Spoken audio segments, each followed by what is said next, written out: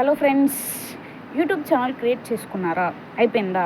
YouTube channel create చేసిన తర్వాత videos అనేది అప్లోడ్ చేయాలి. సో ఎట్లాంటి వీడియోస్ మనం అప్లోడ్ చేయాలనేది ఇప్పుడు చెప్తా ఈ వీడియోలో. సో వ్యూజర్స్ ఉంటారు కొంతమంది, చాలామంది. మనము ఒక కంటెంట్ తీసుకున్నాం. ఏం కంటెంట్?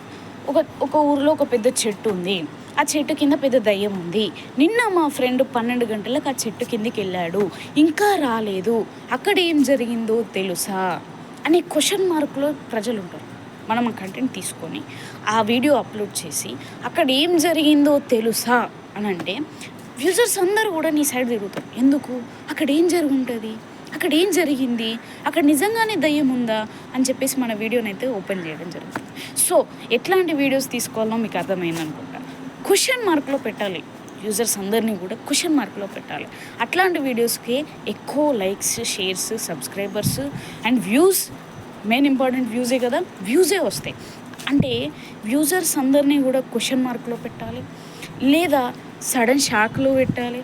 ఇట్లాంటి వాటికే ఎక్కువగా వ్యూజర్స్ అనేది రావడం జరుగుతుంది. యూట్యూబ్ ఛానల్లో ఎట్లాంటి కంటెంట్ తీసుకున్నా కూడా వ్యూజర్స్ అందరినీ క్వశ్చన్ మార్క్లో పెట్టాలి.